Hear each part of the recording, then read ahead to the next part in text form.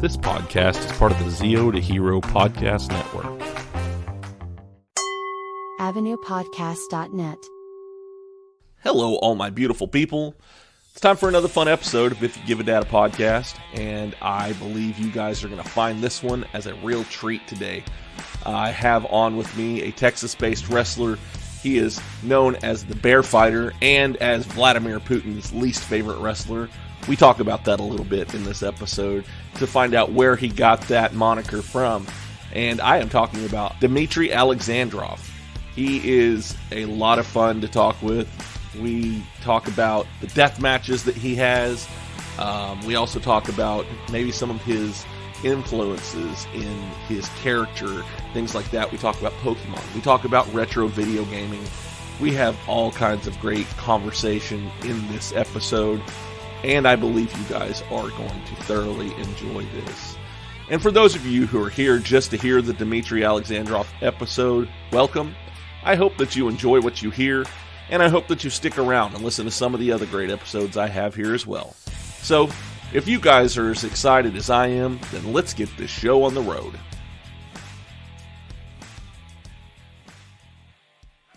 If You Give a Dad a Podcast.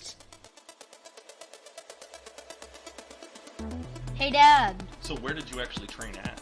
I made a really good career out of being able to bump, sell, and I had a punch me face. I wasn't about to call you dad, so. Seriously? I felt like I was in an anime or something. People get really mad at those videos for some reason. Like, it triggers certain people. Yeah.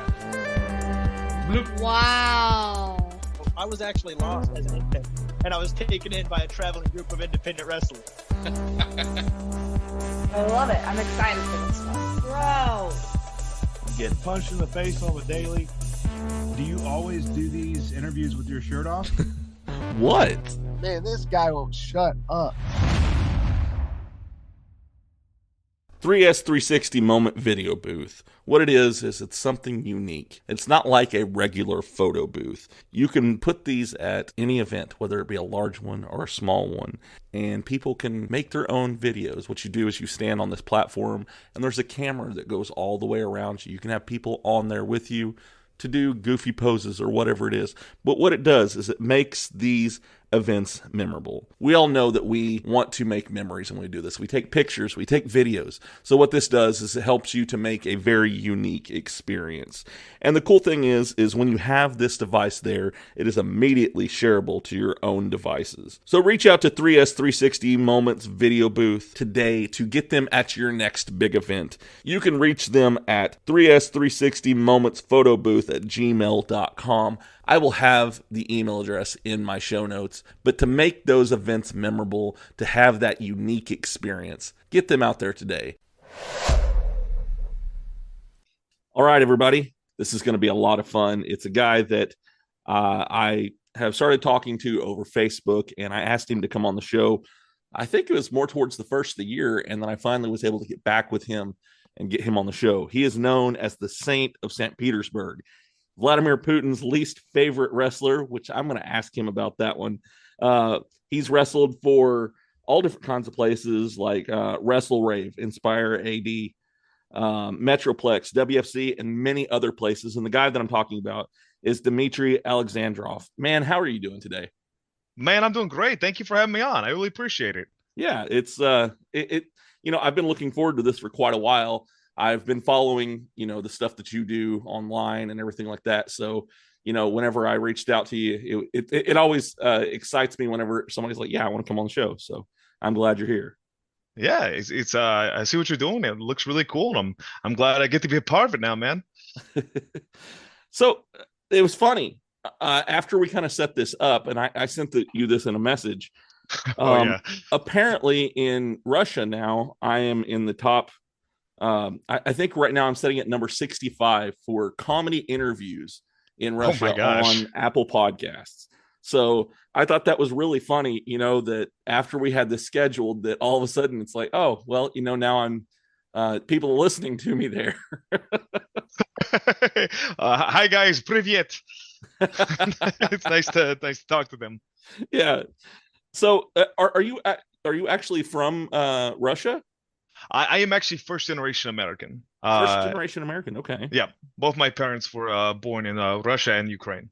Okay. All right. So were you born here or did you immigrate to here? I was born here, actually. You were born here. Okay. Yeah. I just have this weird mutant accent from having a lot of foreign relatives. So that's all right, man. I mean, you're kind of a melting pot of where you come from. I mean, yeah, exactly. I was talking to one of your friends. We were talking about this a second ago, Duke Cornell, and he was talking about how his wife is from New England, and he's from the Midwest, and he travels all around. So his kids are going to have like this really weird accent because it's going to be a mixture of the New England accent and all of his different stuff that he's picked up. Yeah. Oh my gosh. Yeah, no, that's going to be one of those fun ones to listen to one day. All sorts of dialect in that one. Yes, they'll sound very cultured. Yeah, yes, that's a good way to call it. Yes. So we'll just kind of jump right into this and everything. How did you actually get into wrestling? So I actually starting wrestling, to go back a little bit here. I was always a fan as a kid. I actually discovered wrestling at the age of 4 because I had older siblings who used to tape all the Saturday morning shows. And what they would do is they would tape the Saturday morning cartoons that came on at the USA Network. Yeah. And I used to watch a lot of G.I. Joe and the Real Ghostbusters, but like I love G.I. Joe. I was really obsessed with Sergeant Slaughter. Had no idea he's a real human being. Just thought he was a really cool character. Yeah. But you see, they would record the USA Network, and after the cartoons were done, they would have superstars on at I think about like noon. But there would be the commercials left on these tapings they do. And at one of the tapings, they had one for superstars. And I'm like, what is this? And it ends with a live action Sergeant Slaughter saying, tune in there, and that's in order. And my 4-year-old mind literally exploded because I didn't know cartoons could be real people. So then I go and watch it, and I'm like, oh, this is like a fighting video game, but real life. Yeah. Let me see what else I can find. And my parents, obviously being foreign, they had satellite at the time because my dad's job. And so every Sunday we get this giant TV guide that would just come in the mail. This is like early 90s, Yeah. And I would scroll through and look for like what ever had the word wrestling. And there was I want to say the Dutch channel that had New Japan Pro Wrestling. Now I'm 4 and I turn this on, and the first thing I see is Jushin Thunder Liger. So I'm like, oh, this is the show where superheroes fight each other. And then I just started watching that until my parents, got rid of satellite. But then I found WCW on cable. So it was like, it just kind of spiraled into that. And I became a super fan, I tried to watch everything. And I'm like a 10-year-old kid trying to do tape trading and shit like that. and it's pretty wild to think, because like my parents would like, it's like, early internet. They're like, we're paying this guy from another country money to give you a videotape. What is it going to be on it? I'm like, no, it's wrestling. Don't worry. It's safe. It's but not something creepy. 90s weren't as creepy as maybe the 2000s became with stuff. But so then flash forward, I go through college and everything. I get an office job, and I'm sitting there, and I realize one day I'm absolutely miserable. Yeah. I am just doing this thing, and I'm listening to like wrestling podcasts at that time and watching stuff still. I'm like, I'm actually going to try this. Yeah. And then I went and I found a school, and it was like, my first experience with school was a little whatever. But then thankfully I found the guys at Harley Races, and Brian Breaker was the guy who saw me getting kind of carnied a little bit by another company. And he took me under his wing, and he started training me. And it was the best thing that ever happened to me, I guess. Yeah, he's another one that he's a busy guy, Brian Breaker and stuff. Yes. So I've actually talked to him about maybe trying to get him on this podcast too. Great guy. And yeah, he is. And but the last time I tried to get him on here last minute, he was like, I'm not going to be able to because he had something come up, but that is the one guy that I really would love to have on here, because I know he has his own podcast too, right? Yes. He's had actually 1 or 2 now at this point. Oh wow, yeah. He's a busy guy. He loves the podcast. I've been on a few of his podcasts over the years. Okay, great guy. I can't say enough about him.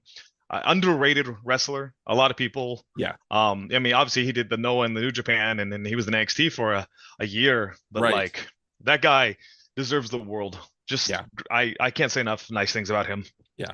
Well, it was Alex Royal is the one who kind of was like, hey, talk to this guy, and look him up. So Alex is the reason why I was actually able to find Brian Breaker and stuff. So Alex also a good guy. Yeah.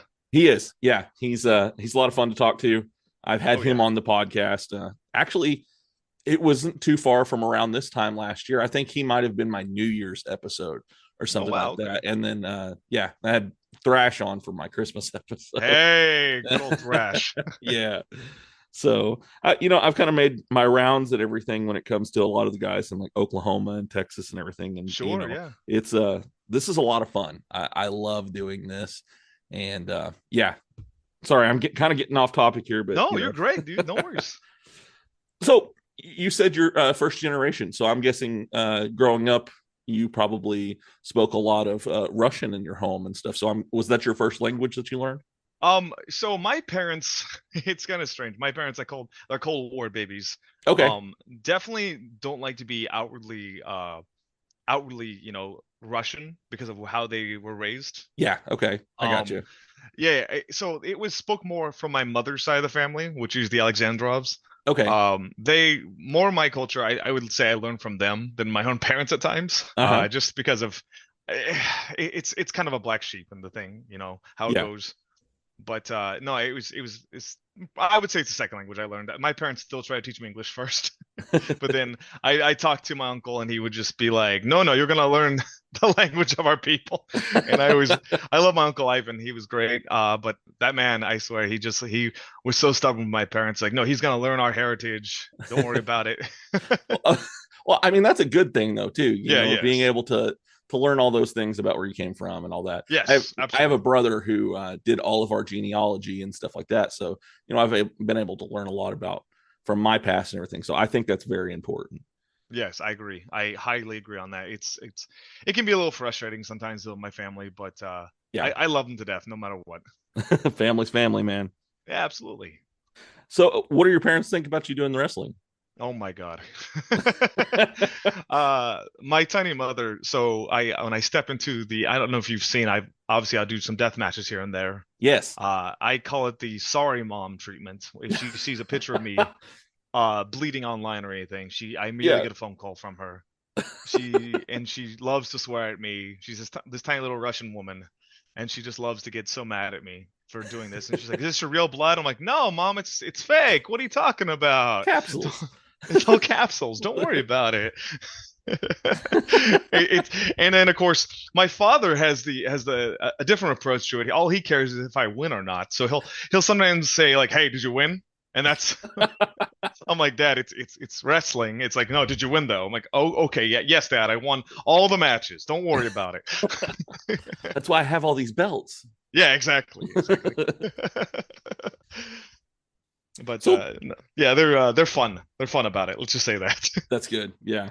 At least they're open-minded to it and stuff, to where you're able to took a little bit, but they got there. Yeah. Well, I know you were saying that they weren't very open on the side of being openly Russian and right. Because of where they come from and everything. What about when it came to like your character? Because like I said at the beginning, one of your things is Vladimir Putin's least favorite wrestler. Oh yeah. So you kind of lean heavily into that. And yes, were they like, "What are you doing?" whenever you came out with this, or were they very supportive of that? It's funny because like my mother was at first like, "Oh, you're doing this," and I was like, "Yeah," and she was at first like, "Oh, you're going to feed into a stereotype." But if you've noticed my work, I actually am heavily babyface everywhere. Yes. And it's something I pride myself in. Originally was trying to do a different take on my heritage and trying to do something that was less stereotypical. Yeah.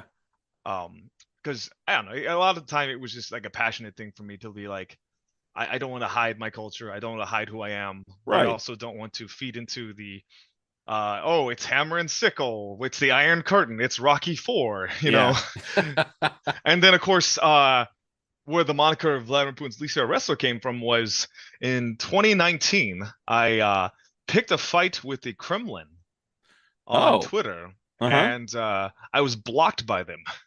So I started doing that back in 2019, where I picked a fight with them online, deleted my tweet, blocked me. I am still blocked from the Kremlin to this day. So I love to just use that moniker now, because they always like to tell them on Twitter, they're like, oh, we're the voice of the Russian president. So I'm like, okay, well, if you're the voice, then I guess I'm the least favorite wrestler because you blocked me. I don't know how many other wrestlers can say they're blocked by a world leader, but here we go.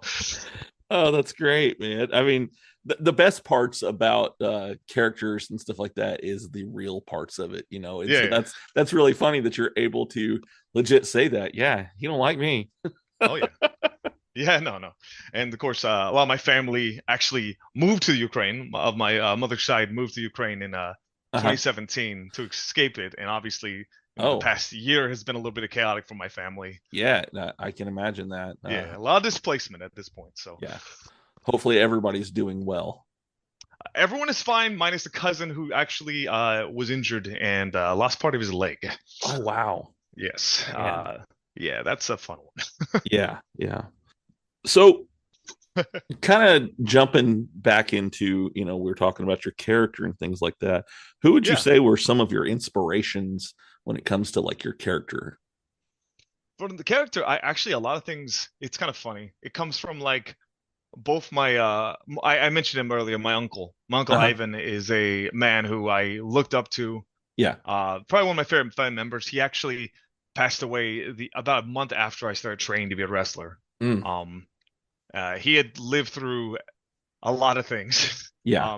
Including going through gulags and World War II and everything. And he's just like, his determination and how he like handles life was just like kind of a motivation for my own character. Yeah, very much a guy with I mean, he had some very strong opinions about the Soviet Union, but which I kind of used as like that was part of like the character. I used that, and then on a lighter note, I also used like aspects of like, well, I was big on I don't know if you played Street Fighter. Zangief was a character I always liked to emulate as well, who I already liked. As a young kid, I liked him anyway because he was the Russian character. But then I was like, okay, I'm gonna do like pile drivers and lariats just because of him, And it was just kind of like fusing my uncle Ivan with Zanki from Street Fighter. That's kind of where it came down to. Oh, that's great. It's funny. I love asking that question because you always get these super unique answers from people on where they get that from. But on the flip side of that, what about your in-ring style? Is there anybody in particular in wrestling that you got your inspiration from? I would say a lot of 90s Japanese wrestling. A lot of the guys I liked, it was the Kenta Kobashis. But then also you can go back further. Bruiser Brody was another guy. Okay. I really was drawn to Bruiser. Yeah. And it's just him and Kobashi, and then like I really liked Liger as a kid, and that just kind of carried over. Yeah. I remember watching Liger because he did stuff with like WCW and all that as well. Whenever I was a kid. So yeah, I remember watching him and thinking that was the coolest looking guy ever. Yeah. So he's like a superhero. I thought he was so cool. He's like a Power Ranger. Yeah, exactly. And that's another big thing for me is Power Rangers. So heck yeah. Did you grow up watching Power Rangers? I am a Power Ranger kid. Power Rangers and Godzilla were my vices as a kid. So I love the big monsters and all that. So I'm definitely a big fan of that. That's cool.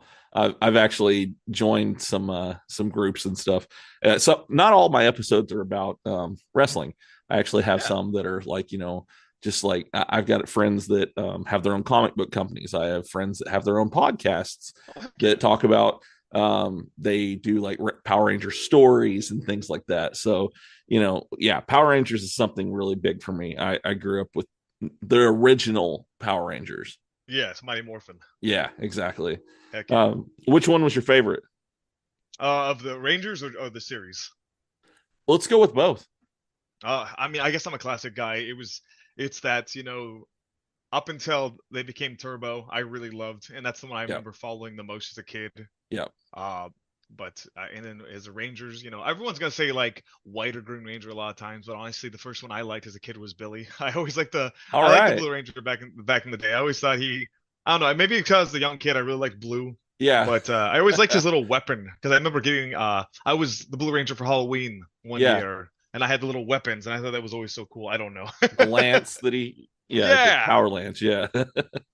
Make it come apart into two pieces. I like that, yeah. Exactly, yeah.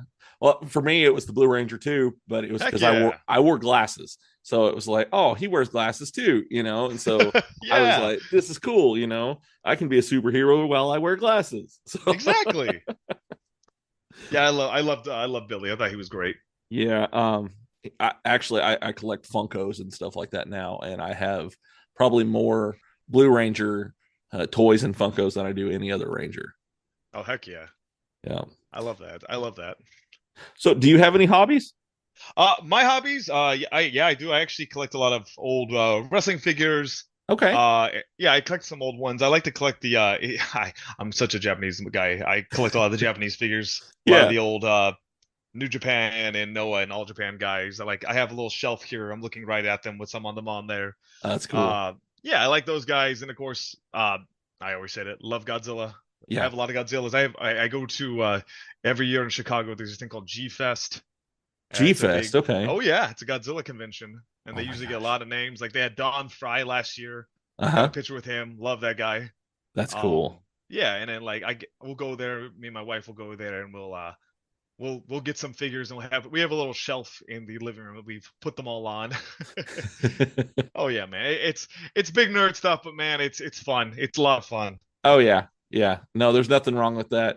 My wife kind of feeds into it too, but I actually do my podcast in my garage, and so I've got half of it is like she makes my merch and stuff for me. She has a little side business that she does beyond her actual job, and so half of our garage is her business, and the other half of the garage is like podcasting / gaming area. Like I've got the TV set up, all that cool stuff, and then I've got all my toys on like shelves and stuff out here. So, but every year she's like, oh well, what do you want? And she always is the one who buys me the most of all these like different ones that I've saved on Amazon or something like that. So the wish list, you're like, okay, this is what I need right exactly.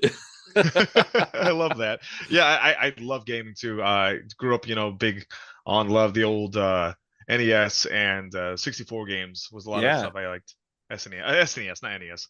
Okay. But, a lot of those. I love playing those old games all the time as much as I can. Yes. So we've recently got not recently. I guess it was probably about a year ago. We got a 64 in our house again, nice. And so hopefully my son doesn't listen to this episode in particularly before Christmas. But we got him something pretty cool for that. And it has like all of the video games, like all 340 in 64 games on there. So he'll be able to play all of them. Have you ever heard of AliExpress? I have, actually. They have something on there, and it's like an emulator type thing that you can buy for your 64, and it has like all of the video games. Oh my God, I didn't know that. That's awesome. I've always seen people do the little like what's it called? Is it called a Raspberry Pi? It's like a little all-in-one console thing people buy, and they can. Yeah. I know what you're talking about. Yeah, I've seen those, and I've always like considered buying them because you can really trick those out to have, I think, everything up to like the PlayStation 2 era. Exactly. But like it's crazy how emulation has become like this thing that has just blown up in the last 10 years or so. Like, because I remember like in middle school or high school, like putting emulators on computers in like the library and playing it. Like, I don't know, Final Fantasy 3 from on the Super Nintendo or something on there or something like that. It's wild how much, like, if you had told me I could emulate the PlayStation up, I would be like, what? You're kidding. Get out of here. Exactly. I remember they got rid of them. But whenever it wasn't too long after I got my first smartphone, they had a Game Boy emulator on there. And so I was able to go play like the old Pokemon games and stuff. Nice. Now I just own the old Pokemon games because I found my Game Boy that I had growing up. Nice. So yeah, but I remember them coming out with those emulators on there, and then I've seen the ones I what do you call them? Raspberries? I think it's called like a Raspberry Pi is just what they're Okay. called. I'm not sure if that's the right terminology. Someone's probably screaming right now in the comments. Um, That's I not feel like it. it's a Raspberry Pi, Cherry Pie. I don't know. It's something. It's like a Okay. silly code name for it. But Yeah. you see those online, and it costs a bit to get the initial thing. But Right. then obviously you're saving. Yeah. I don't know. It also comes back to the like, do you want to have digital media or physical media? Right. And the more and more I get older, the more I realize that I want the physicals copy, and I'd Yes. like to have something to Yeah. hold and touch. You know, it's different experience. I totally agree, and it's something I've passed on to my kids, my Awesome. son in particular. So the Nintendo 64 we bought specifically for him. He's been wanting to go back and get all of these old consoles. That's awesome. So yeah, so out here I've got, you know, the 360, I've got the PS3, and we have a GameCube out here. So, and then in the house we have like a newer console. We have the Series S, and then in his room he has the Wii U and the 64.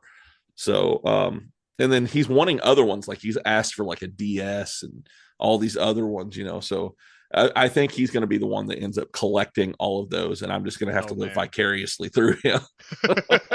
I love that though. That's awesome that he actually has that. You know, Yeah. I have a buddy who's gone out of the way to collect every handheld console, and I mean cool. every. So some of the weird ones like the Jaguar, yeah, and the N-Gage, he has those. I'm like, he's shown me his shelf of these weird. Like obviously you have like the Game Boy Color, the old Game Boy Pocket. Yes, on all that was shit. the first one I got, was the Game Boy Pocket.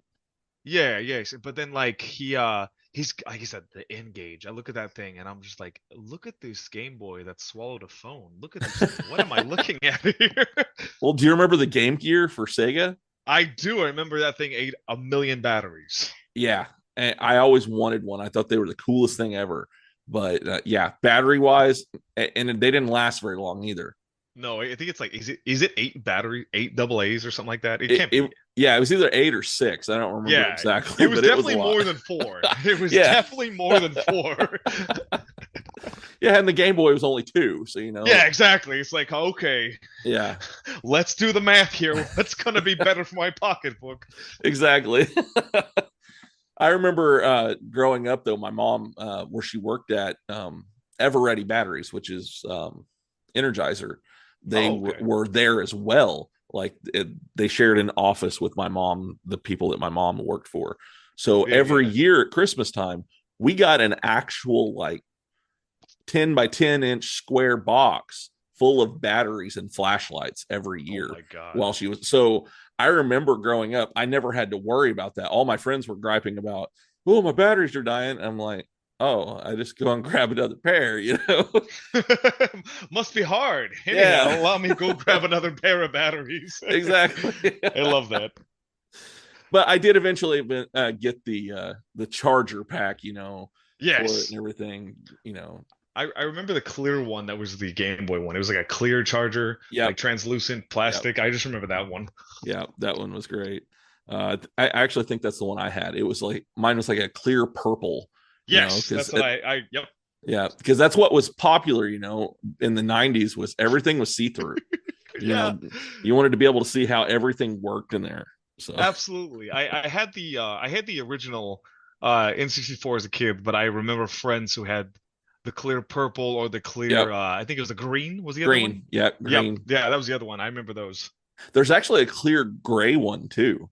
Oh, I did. See, I didn't know that. I did not know that. Yeah. But I guess the clear purple one's one of the most rare ones to find now. Oh, is it? Oh my God. So it's like called the clear grape or something like that. Oh, okay. Yeah. So if you get a hold of one of those, keep it. There's so many times you go back and you're like, man, I wish, knowing what I know now, I wish that I was like, hey mom, can I get that? Hey, can I get that? Yeah. It's like, I imagine going back in time into your own body as a kid and being like, okay, I'm going to get everything that's now ridiculous in cost. Yeah. Well, that's for me. There's one time in particular that I remember this, and being a kid, you ever just want to go back and like kick yourself, you know, because the things all the time, you know, all the time. Yeah. So I actually had a Mark McGuire rookie baseball card from whenever he played for the Oakland A's. And I didn't know what it was because whenever I got it, it was before he became popular. Yeah. And I actually used it for the spokes on my bike to make that loud noise, you know. Oh no. And then, you know, it's like, wait a minute. Then, you know, that happened. I was like, oh no. And the older I get, the more I'm like, you know what? I was pretty dumb. You haven't gone back and like looked at like the mint condition, what that costs now, have you? You like No. go and see, oh, it's going up more. Oh, here it goes up more. Yeah, I can't do that to myself because, you know, it just make me way too sad. I as a kid, I was terrible at trading when it came to like Pokemon cards. Yeah. I think I got shafted in a lot of deals. I hate to say, I was too nice to my friends, but I did trade away a first edition Charizard that now goes for like, I want to say it's like $1,200, and it's something I'm pretty sure I traded away for like some things that now are like $10 maybe. I just remember that. I'm like, oh no, why did I do that? Why did I do that? Yeah, I wish that I still had. Burger King came out with those 24 gold plated Pokemon cards whenever the first movie came out. Yeah, the ones that came in like the ball, right? Yeah. And, yeah. I had all of those, and I don't know what happened to them. I guess as I got older, it's like, I'm too old for this now. I don't need that. You know, and just got rid of them. So I think I have one or two of those somewhere, and I might have done the same thing. I don't know. Yeah. Hindsight is 2020. So yeah, exactly. So this is one I have an actual testimonial for myself. I've used this company to get a custom gift made for my wife. If you're looking for a handmade custom gift or something that's laser engraved or just something that's one of a kind that says, hey, I care, then go to 3S Productions. They even make military and sports themes gifts as well. It is a veteran-owned and operated family business. Hit them up on their Instagram page, and that's at 3S Productions. I will have a link to them in my show notes. When it comes to laser engraving or any type of woodworking, go to 3S Productions with a Z. And like I said, I'll have a link to them in my show notes. Hey, listener. This is a not paid for product placement for the Zero to Hero podcast. What do you mean? If you not definitely paid? like what you're listening to now, come on over to the Zero to Hero keep my podcast. Lights on. Just Anywhere you want to be able to find your podcast the at, trash bills like due Apple next week. Podcasts, What Spotify, Amazon Podcasts, How the and hell Google am I gonna keep Podcasts, my which God still a little poison weird. for the next 2 weeks? All Come the on over pre-orders are and starting enjoy to yourself drop. and listen to Billy and myself bicker, argue, and, well, Speak of the fight dog, about a lot of no things, goddamn as we doctor are the for bulk the and next skull 2 of weeks. podcasting. How the hell am I going Good to luck get out there, money and for- welcome back to the show. So kind of going back into stuff here. Sure. Do you prefer to be a heel or a face? I actually do prefer to be a babyface. You do. I think it is. This is gonna sound really weird, but I think it is easier to be hated than liked. Yes. And Yeah. especially with my ethnicity, I think it is much. I almost think of it as like a challenge to make the crowd cheer for me. I got you. Especially when I go somewhere new. Yeah. And it's like, I don't know. I think one of the funniest times I ever did it was I worked for a company up in Indiana, called WCWO, and what happened was I came out, I worked one of their heels, and they were really confused. They had no idea, you know, like, okay. And then some guy started getting it, and he just stood up and he yelled, "Go foreign good guy." And that right there was like a small victory in my head. Oh, that's great. Go foreign good guy. Because my first time in this company, they didn't know what to think of me at first. They're like, "Am I chanting USA at this guy? Yeah. Is this what I'm doing?" And then they figured it out, and then they all figured it out at that point. Oh my gosh. Yeah. Oh, that's great. So yeah, I think it's more of a challenge, and I think it's very easy to be a foreign heel, even in this day and age. It's really easy. So Well, I always thought it was much more of a challenge I had to overtake, to be a baby face. Right. And you know that I respect that you're putting a challenge before you. I know in recent years, even, like with Rusev, and Lana, they really leaned into that, Oh, and absolutely. they've done that with multiple different people before too. But you taking that other route, I mean, that's awesome. If you can get those people to do what they're not, you know, it's almost like WWE and some of these other bigger companies kind of program you to believe first off, you know, that this is going to be the bad guy, you know. Yes. And so you being able to go into these companies and have them say that, you know, is you know, that's commendable. I can definitely respect that. Well, thank you, man. Yeah, I take a lot of pride in it. It's it's like I said, it's like this little personal victory at the end of the day. You know, I can be like, hey, I'm that good at being a baby face that I'm getting past, I guess, an inherent handicap. Yeah, you know, if you will. Yep, definitely. So, do you have a favorite opponent? Oh my God, it's changed every year, but I come down to I have 5, if that's okay. That's totally fine. I have 5 guys that I love to work, and okay. I've worked them multiple times. I would say there's a guy named Luke Langley. Yes, I have had probably my best match ever with Luke, which right now I'm trying to find the footage of. It's actually been a struggle because it used to be hosted on a MPX used to have their own network, and we had it. It was a night that they really needed us to go long because everyone was really short. So we ended up wrestling for 48 minutes. Oh wow! And that match, I think, is my best match ever. That being said, I have not watched it in a while, and their network all changed to a different site, and they've lost a lot of footage. Oh no! But it's also been bundled together. So at this point, I'm like, there's a guy who can go through it all. I'm like, hey man, can you just go through and see if you can find it? I mean, like, I need that footage. I want to have that somewhere, you know. But Luke Langley, I'd say, is always number 1, I think. And then there's a guy named Gary J. Okay. I've wrestled Gary 2 or 3 times now. I just love wrestling him. I love picking his brain. The guy is really knowledgeable. He wrestles a lot up in St. Louis and in Texas when he'll come down there. Great guy. Another guy I'd say is Wesley Crane. Yeah. Okay. He's out of Arkansas, Oklahoma area. I've wrestled Wesley quite a few times now. I love wrestling him. He's a great friend, but also just like we just gel really well together. Right. And then I would say one that's kind of weird is a guy who I never thought I would. His name is Brawler Morrison. Okay. Chris Morrison. He's gone by few different names. He is just like this mean, like he loves to be like the big ugly heel, but and he's just like he's a lot of meat and potatoes, if you will, as a wrestler, just a lot of pounding you and stuff. That being said, we have just great chemistry, just like fun matches where we just like beat the snot out of each other. I'm actually about to wrestle him in Wrestle Rave actually in a few weeks. They haven't announced it yet, but they might have by the time this comes out. But we're gonna have one, and I think we're actually gonna do a death match together for the first time. So we're gonna see how that goes. Sweet. Yeah. Wow. Yeah. So those guys, I'd say. Okay. So I've seen Wesley Crane wrestle, and Luke Langley was my first interview on this podcast. Excellent. I love that guy so much. He's the reason why I decided. So I didn't know any. Sorry, listeners.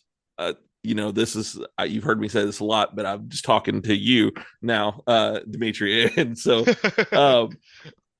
my very first independent show, the main event was Luke Langley and Duke Cornell. Oh my God, yeah. And great. I didn't know anything about independent wrestling at all at that point. You know, I didn't even know that there was any around my area. And so I go there, watch the show, and they were the main event. I was like, all right, I need to know more about this. And so that was my starting point. And I don't think I could have had a better, you know, start into this with seeing them wrestle. You know, I mean, there was other people that were on the card that were really good too. Tim Rockwell was there. Jason Jones was at that show. You know, Johnny Dynamite was wrestling at that show. So I mean, there was these all are a lot of guys I've wrestled. Yeah. So there are a lot of the ones that, in fact, I've had. I'm pretty sure. Yeah, I've had all the ones that I've named on this show. So, you know, I mean, but that was my start, you know, I mean, that's the area. I mean, I'm in Northwest Arkansas, you know, so all of them they're in Oklahoma and Arkansas and all those different places. Yeah. But Luke Langley's one of the best. And I get to see him about once a month now because he wrestles with Diamond State Wrestling up here in my neck of the woods. Nice. Yeah, I've heard of that, guys. I've heard of that company.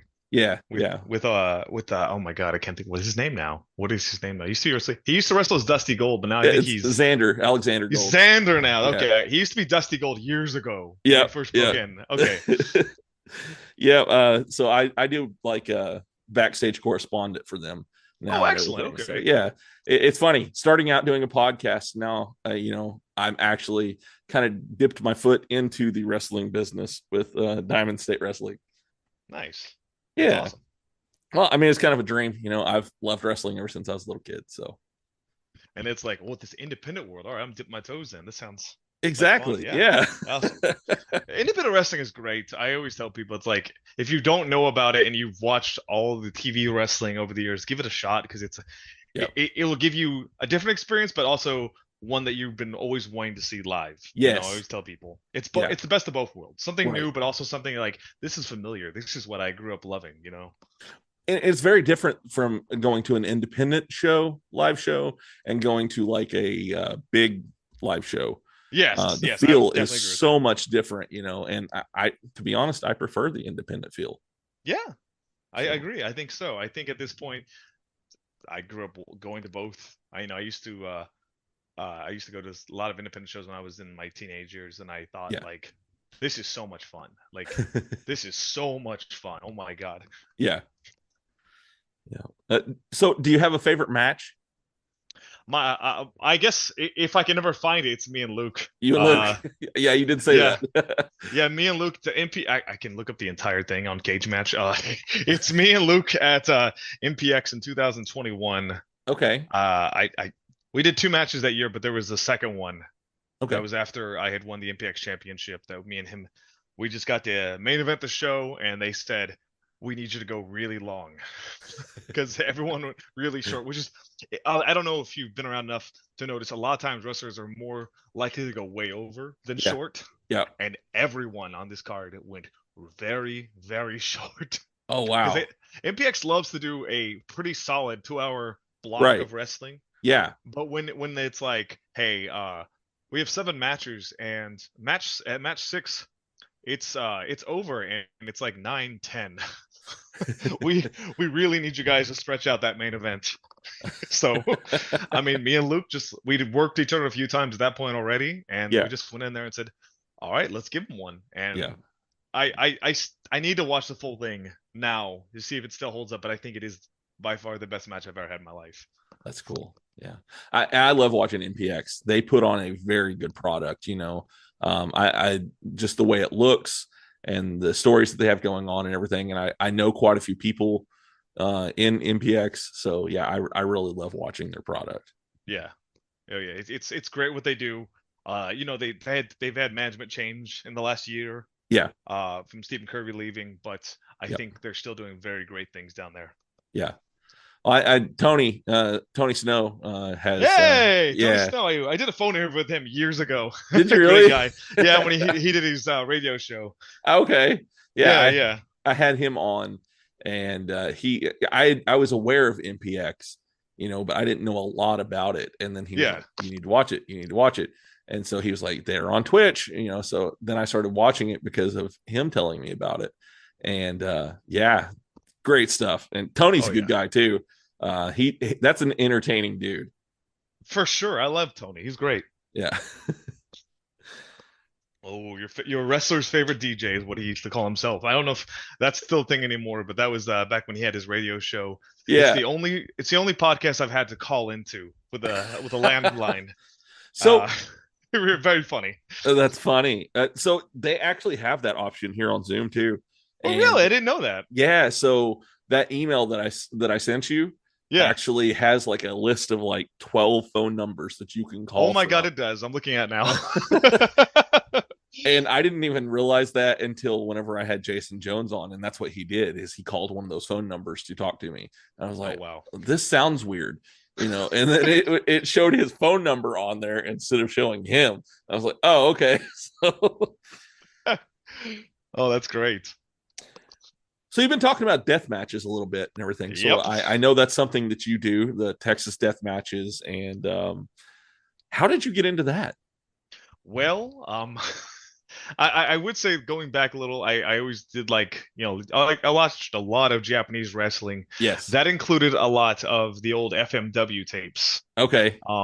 So it was just kind of like another aspect because I was also a really big Mick Foley fan, still am. And I kind of dove into when they said, oh, he had this career in Japan, and that also kind of opened up a different door.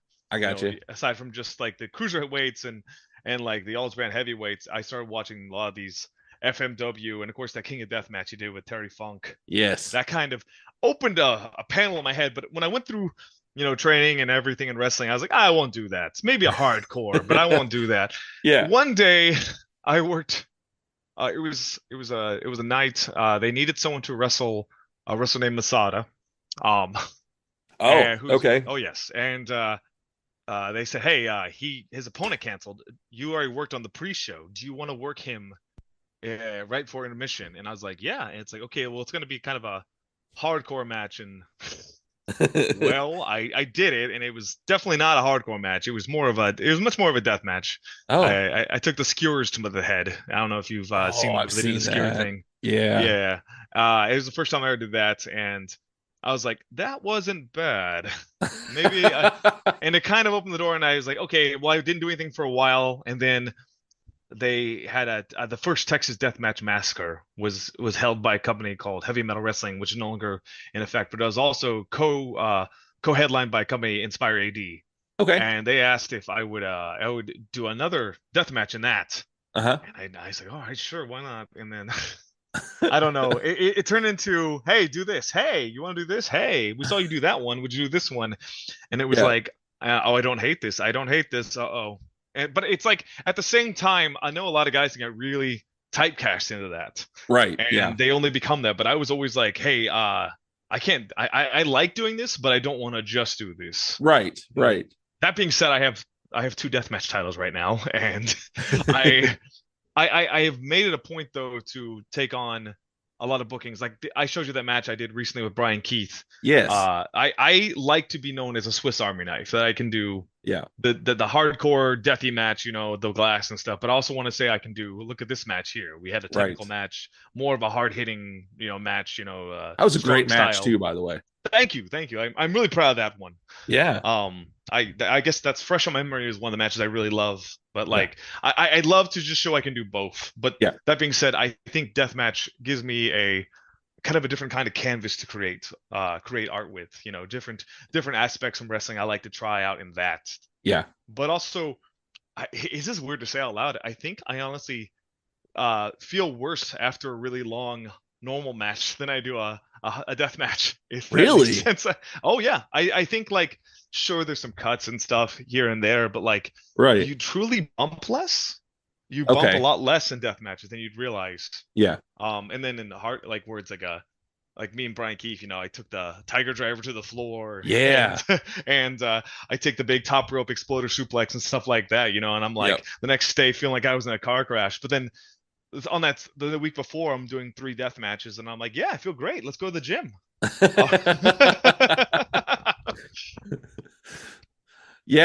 No, whenever you took the move off the apron, and the Tiger Driver, the Tiger Driver, yes. And I was at lunch at work, watching that, and I popped whenever that happened, and I had a few people kind of give me like a weird look, wondering why I was like, oh my god, So, but I was sorry, just doing my research here.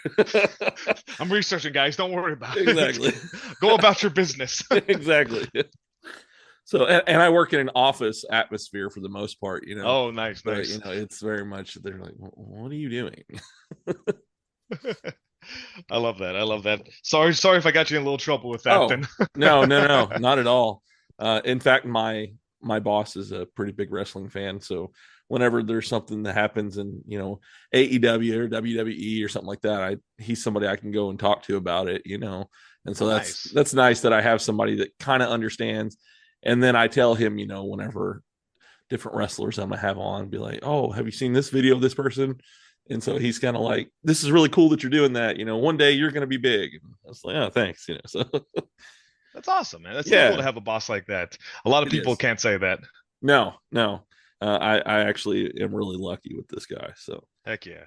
going back into the, I did want to talk about the Brian Keith match and everything because that was after he had his AEW match, wasn't it? Yes, it is. It actually, that was 2 weeks ago. Oh, okay. So that was very recent. Very recent, yes. Okay. Yeah, that the ending though, when you did the burning hammer and everything, man, that was beautiful. It's kind of funny because the promoter was actually the one who's like, you guys really love that All Japan Wrestling, both of you guys. Yeah. Big influence on both of you. Could you guys win in the match with that? And we just kind of looked at each other. We're like, you wanna? I mean, we could. I mean, we were just like kind of talking, and then we're like, you know what? Let's fucking do it. Let's just do it, man. And then it was like, I mean, it was definitely that moment. I think when I had him up there, he's like, "You got me, man, right?" I'm like, "Yeah, I got you. Don't worry." Because I mean, that move is infamous with a lot of like people are like, "Okay, am I getting dropped on my head?" I thought I did a version that's much safer than others, but I definitely want to take care of the guy who's getting looked at by another TV company right now. Yes, definitely. Now, you guys you put on a very good match there, and that at the end, I was like, oh yeah, that was executed beautifully. So. Thank you. I was the first time I've ever done that, so okay, probably the last. I gotta treat the move like it was treated in the '90s, a big for sure finish, Exactly. I know that's even more so prominent in like Japan and stuff. There are certain guys that have actually have a move that they've only used like 5 or 6 times total in their entire career, and I love that. It makes it how do I want to put this? With them doing things like that, it makes it brings more value to it, because Absolutely. Then they're like, I had to resort to that move to win, and so it brings more importance to that win, I think. Mm-hmm. Yeah, no, exactly. I'm in the same mindset with it. I love doing like so a lot of my moves. I do the Emerald Flosion. Yeah. A lot, and I do variations of it. Uh-huh. And everyone's like, "Oh, you're finished the Flosion, right?" I'm like, "Well, yeah. I mean, like, what does the match call for? Is it the top rope one? Is it the? I have very few.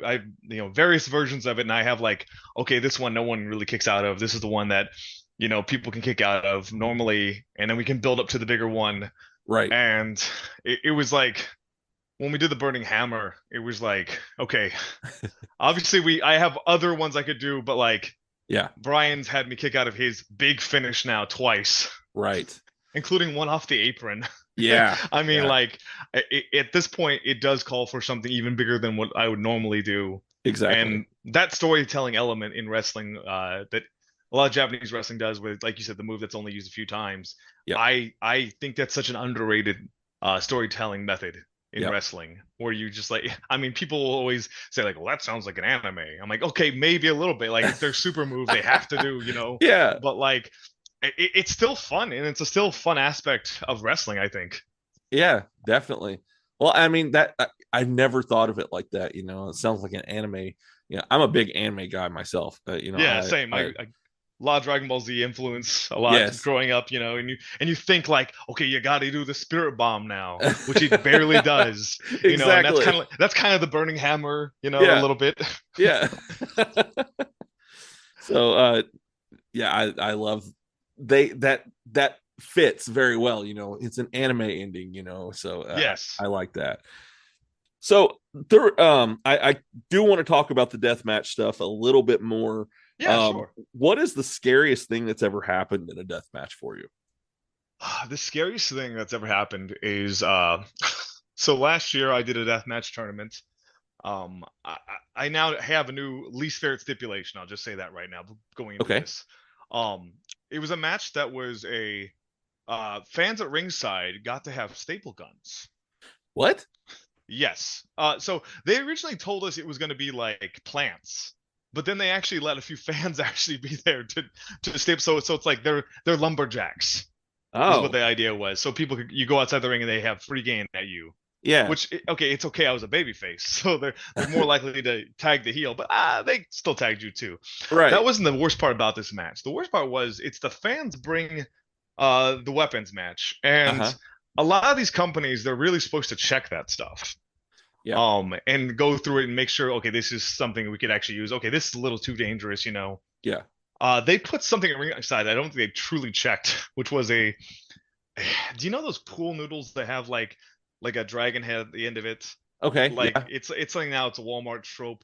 Someone had taken one of those and they had replaced the little spikes on the back with real wine glasses. My opponent did not know this. What they were real. He thought they were like the plastic ones or something. Yeah. So I rolled him in. I come in and he ducks a clothesline from me and then grabbed it and hit me with it. Well, real wine glasses. One stabbed into my back. Oh no. Oh, like the stem. It went about I want to say 4 inches down and then about an inch and a half deep. Oh wow. But it was very bad. I had to go to the hospital for it. But yeah, I didn't know in the moment how bad it was. Yeah. The referee's like, "Hey man, your back is gushing." I'm like, "Oh, it's okay." And I proceeded to wrestle for 10 minutes. Oh 10 wow. more minutes, and and I get to the back, and my wife is just screaming at me. She's like, "We gotta go to the hospital. We go to the hospital." I'm like, "No, just glue it shut or something. Don't worry." And then someone took a picture of it, and I was like, "Oh, okay, yep. That's bad." And yeah, that right there, are probably now the most scariest thing. And obviously there are things that are like, okay, here's a plane of glass, that looks kind of scary. Yeah. Or someone comes in with a makeshift knife board for you to use, and I'm like, okay, maybe not. Right. But I think it's the element of you don't know what is out there. Right. With the fans bring the weapons thing. Yeah. And I hate that stipulation. And then now it just scares the heck out of me because I'm like, okay, are you really checking what they're bringing in? Yeah. Yeah. So I actually had a friend who told a story. It was a match that he went to. I don't even remember what the company was, but they had one of the stipulations for like the main event was fans bring their own weapon. Yeah. And this one just cracks me up. It was right around the same time as that Twisted Tea video came out where the guy slapped the guy across the face. Oh, okay. And somebody duct taped a Twisted Tea to the end of a axe handle. Oh my god. Yeah. And so but I guess they actually used it in the match. Oh, brave soul. Yeah. Oh my gosh. Yeah, so that whenever you say bring your own weapon, that's the first thing that comes to mind for me is a Twisted Tea. That's intense. That's pretty intense there. But like, I don't know, if I saw that, I'd get a big pop out of it. So I know you said that doing the death matches, it's not as much stress on your body because you're not taking as many bumps and stuff. But dealing with knowing that you're going to have, something happen, you're going to bleed, do you have like a certain way of preparing for these matches beforehand? Is there something different that you do to prepare for those compared to say a regular match? Yes, I would say, so I'll take this stuff called VC powder. Yeah. Which is the powdered headache medicine. I'll take about 2 of those because it obviously helps with thinning the blood. Yeah. But I'll do that, and I'll do like an energy drink to drink it down. It's like kind of like, here we go, we're going for this. But it's like I'll put on some music, I'll listen to some really like something that will get me intense going. Yeah. Well, a lot of it is video game or anime like music, but metal. Yeah. I'm just gonna get myself hyped, and then I'll like, all right, I'm ready to go. A lot of things with deathmatch wrestling is there's definitely a level of trust with your opponent, right, and a level of consent. And yes, I'd say a lot of times, you get to those opponents where you really trust them to take care of you on those things. Yeah. It sometimes comes across as a lot less stressful than a normal match. Yeah. Because you're like, I trust them totally with all this. Right. Or you're tricking yourself into thinking it's total trust because there's going to be glass being flung around here in a minute, or you're going to be landing on some thumbtacks. Yeah. I'd say adrenaline definitely gets you through those matches, though. Like, never in the moment does something really hurt. I'll say that. Now, afterwards, I always call it the angry shower. Especially when you have glass in your back. Yeah. It's definitely you're like, oh, this sucks. That's the worst part. I would say that's the worst part of death matches is the angry shower once you get home afterwards. Yeah. Yeah, because of that hot water just hitting those wounds. Yeah. Yeah, I can imagine that. And the way you described that, something came to mind, and I apologize for this, but no. Is there a safe word that you guys have to give each other? That's hilarious. No safe words, thankfully. Actually, it's kind of funny. I have a friend. Her name's Sawyer Rec. I worked her in a intergender death match. Okay. It was our first time meeting each other. We became friends almost immediately, just because just goofing off and everything. Yeah. But I told her before the match, if you forget anything, or you're like in pain or anything, I'm gonna talk to you like Dusty Rhodes. Okay. So there's a spot in the match. She throws a boot. I catch it. I hit her in the face with a knee. She's supposed to sell to the corner, and then I'm supposed to hit her with a strike in the corner, but she didn't sell that way. So then I had to get her up in position. She's like, "Oh, I saw it. I forgot."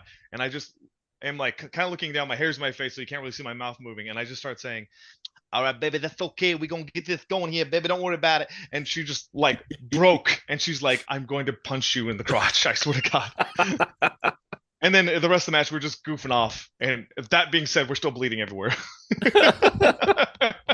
But I don't know. I wouldn't say it was a safe word, but I definitely like to calm people down if they're getting a little stressed in those things. Yeah. Oh, and I got to say, you're Dusty spot on, man. Oh, thank you. I don't, a lot of car rides with a lot of people just doing Dusty Rhodes at each other. I don't know. It's really silly.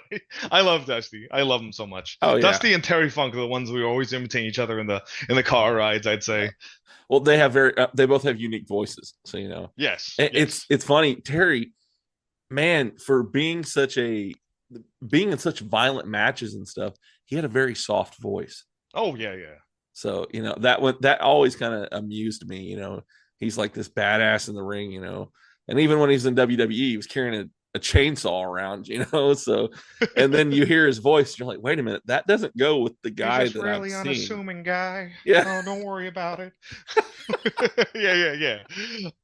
If you ever get a chance, it's an older Art of Wrestling episode with Colt Cabana from years ago. He had Mikey Whipwreck on there. Okay. Mikey Whipwreck does the best Terry Funk impersonation because he has all these Terry Funk stories that he tells on episode. Yeah. I don't know. It's probably from 2000 and I don't know, maybe 2013 at this time. But if you ever get a chance and want to listen to a really funny old podcast, it's listening to him do Terry Funk impersonations and telling the story of how Terry Funk got him a job is some of the funniest stuff in the world. I'm gonna have to look that up. That sounds really good. I love listening to a lot of those older wrestling podcasts and stuff, going back and deep dive. So yeah, I'll definitely do that. Oh yeah. So your music, who is that actually? That is Prophecy of Avenia. They're a Russian folk metal band. Okay. I like the way it sounded. Troy. Okay. Yeah, it's literally a song literally describing the Battle of Troy. Obviously, I've edited it to meet my everything else for my gimmick and everything. Right. That's me yelling at the beginning. Okay. And then, of course, it's a few bars into the song already. So yeah.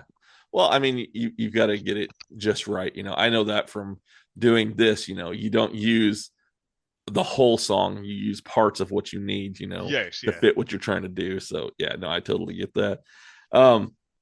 I really liked the way it sounded though. And so I was like, man, I've got to find out who that is, because I don't just listen to American metal music. I love metal from all around the world, and so hearing that song, I was like, man, that's a really cool sounding song. So I'll actually send you the normal version here over Facebook here in a bit. I'll show you that. Okay. So, yeah, I'll send you that. No worries. Awesome. Thank you.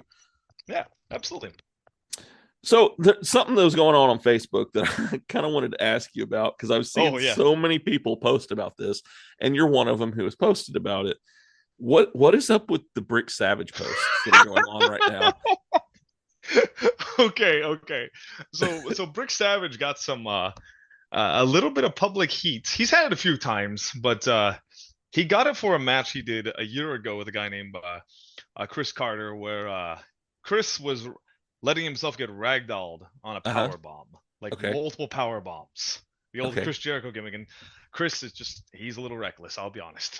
He just loves, I don't know, he doesn't feel pain or something. I don't know. Chris is a weird guy. But Dutch Mantel found that video and talked about it on everything and was trying to make a hashtag of unsafe. So everyone started chiming in and having their own funny, some real, some not. Mine totally real. He ate so much chicken parmesan in the back of my van, and it was an hour and a half drive. I don't know how he kept doing it. He just kept pulling out tubs of it. But I was like, how are you doing this much? And you're gonna wrestle? What is this? I don't know. I love to give Brick crap. I love to. They're a good guy.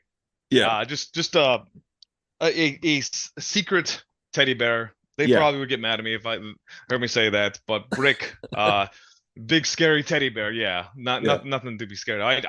I fake bully Brick all the time. I'll be like, "What are you doing?" And this huge man.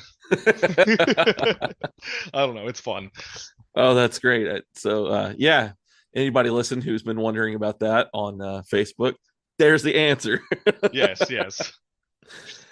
So we're kind of coming up close to a close here, and I do have just a few more questions for you. Sure. Do you have any advice for somebody who is maybe just starting out?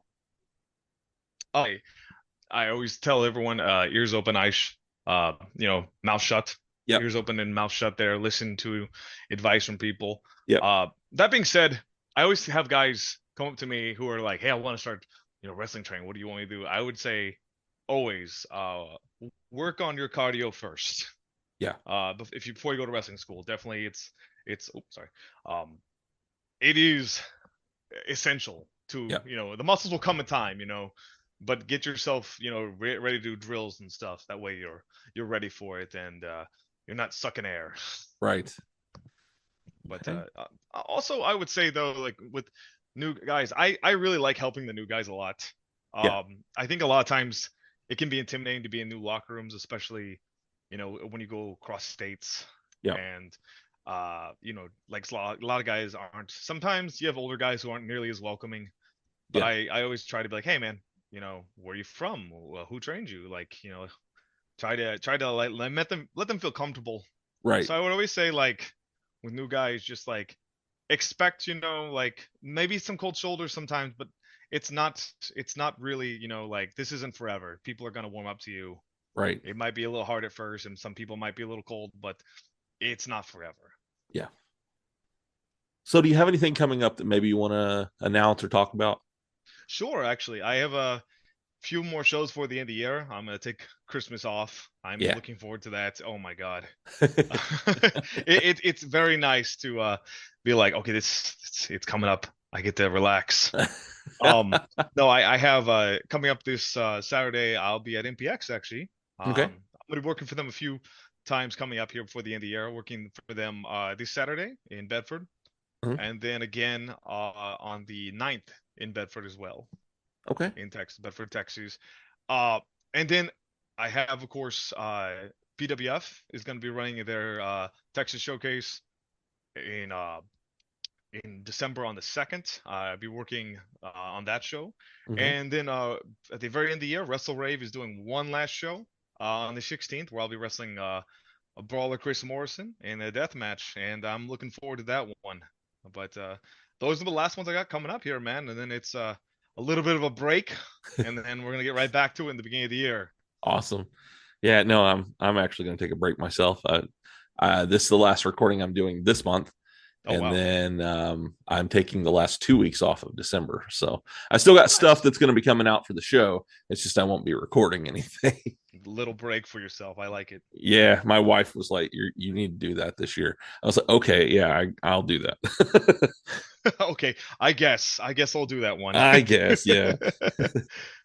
So if people want to follow you, how can they do that? Yes. You can follow me on, obviously I have a Facebook account, Dimitri Alexandrov, but Instagram, Dimitri_Alexandrov. I have a Twitter account, Dimitri Killbear. All right. I guess it's X now. I'm sorry. Twitter is going to be forever ingrained in my brain. But yes. On the X, you can find me at Dimitri Killbear. And then, of course, I have a YouTube account. I just put some matches on there. It is what I can get. I'll try to find some more matches that are just kind of like lost in the ether that I'm putting out there now. Yeah. But yeah, and of course I have a Big Cartel. It's Dimitri Alexandrov at Big Cartel. Currently doing a pre-order right now. It might be gone by the time it is, but I have merch up there. I have new baseball tees, Okay. and of course some old t-shirts as well, stickers and koozies. Yeah. Oh, cool. All right. So, do you have any final thoughts before I get you off of here? No, man, this has been great. A lot of fun. Honestly, I do a lot of these podcasts, and there are sometimes it's like, okay, we're struggling here. We got to get through this though. Yeah. And I would firmly say that like, this has been one of the funnest ones I've been on, and it's been a pleasure, man. Awesome. Well, man, I've really enjoyed having you on here too, and yeah, maybe here soon I'll be able to actually see you wrestle in person and stuff. And yeah, man, I would love to be up there. Of course, yeah. I maybe at Diamond State, we'll see, man. Yeah, you never know, man. Yeah, never know. I'm popping up everywhere. Oh yeah. All right, man. Well, you have a great night, and I will talk to you next time. All right, thank you for having me, man. All right, bye-bye. Riddle me this. What do you get when you get 3 Power Ranger fans who also write Power Ranger fan fictions and upload them on separate podcasts and YouTube channels, and you happen to put the 3 of them together and they form a unique Power Ranger storyline? Here's your answer.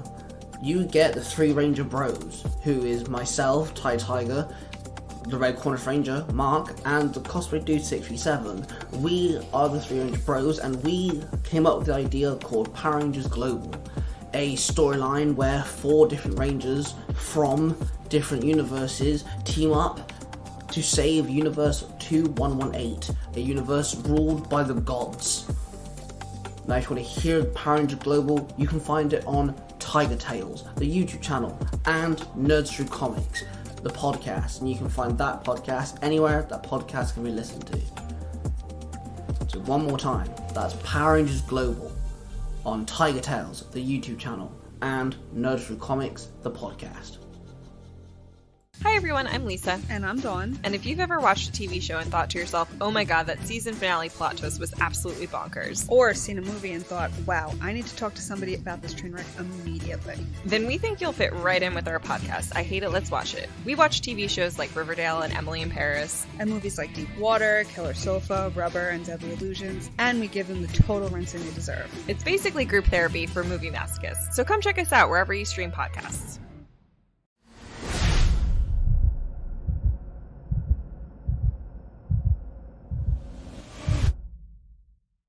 All right, everybody. I hope that you enjoyed that episode with Dimitri Alexandrov. He was a ton of fun to talk with.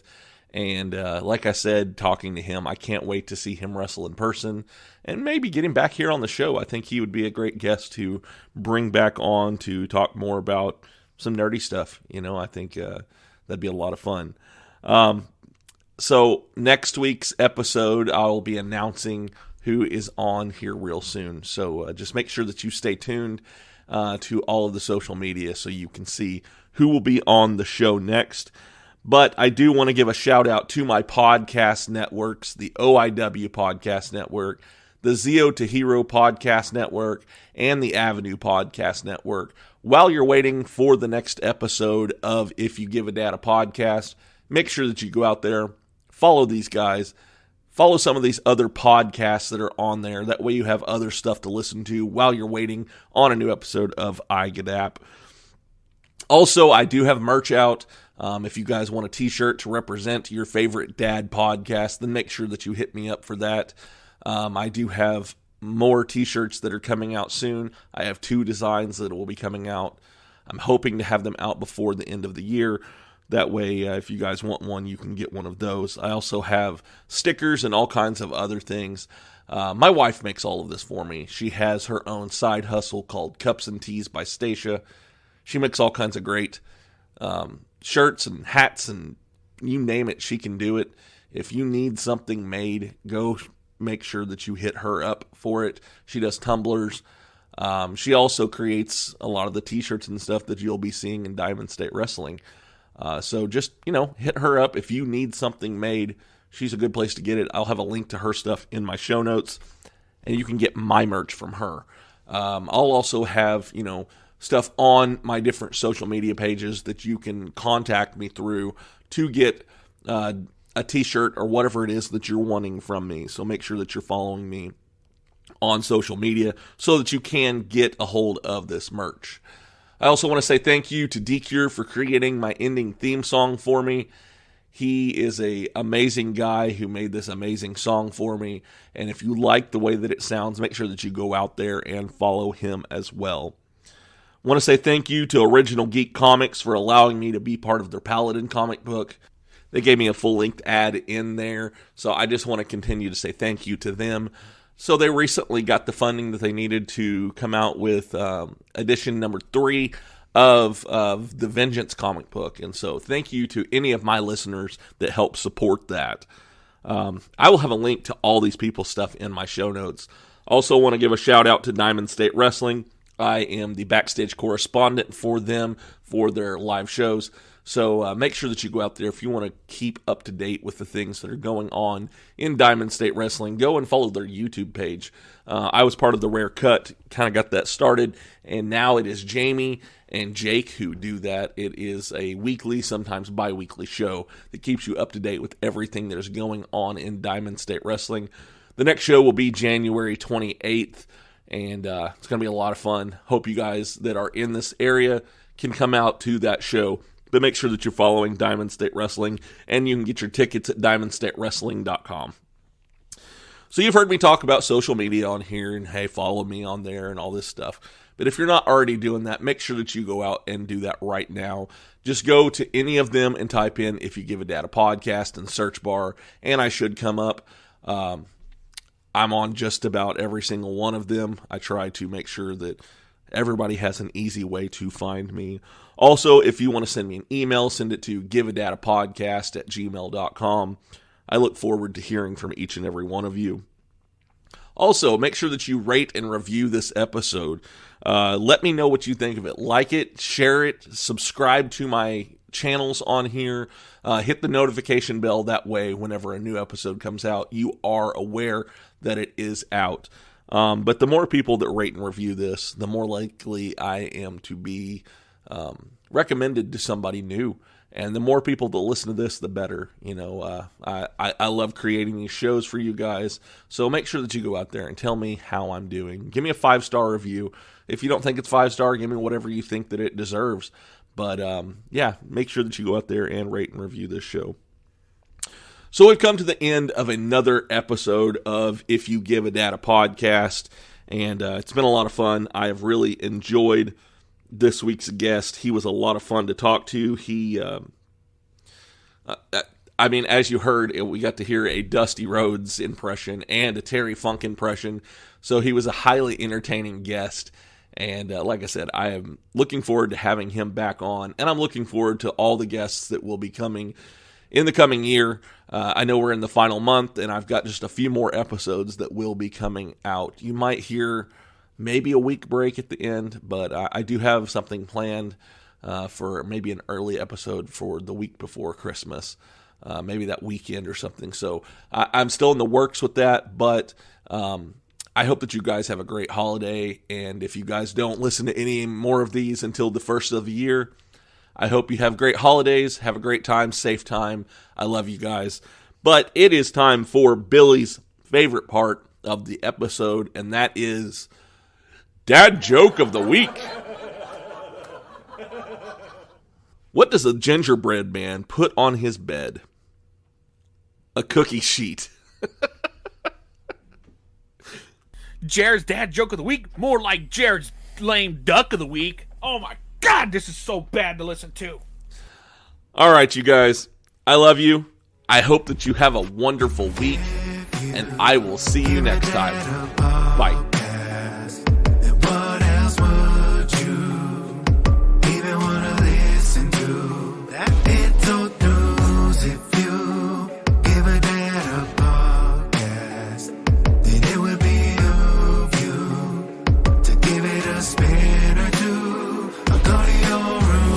I'm in my room pounded, but I got a podcast. podcast on. He calls us beautiful people, then tells us who we have on. The best part of my day, though we're blocked out in my pods. Tell my friends all about it so that they follow along. And the host is kinda nerdy, but guess what, I am as well. I don't feel so alone and I began walking out of my shell. Heard a story, I need a connection I haven't felt.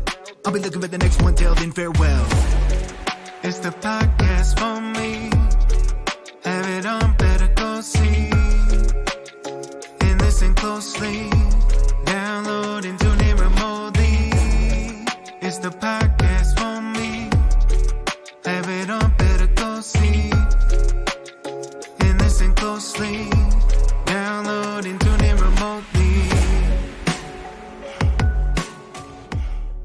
This podcast is part of the OIW Podcasting Network. Alright, cool. Sweet. Baby Jesus. Okay, cool.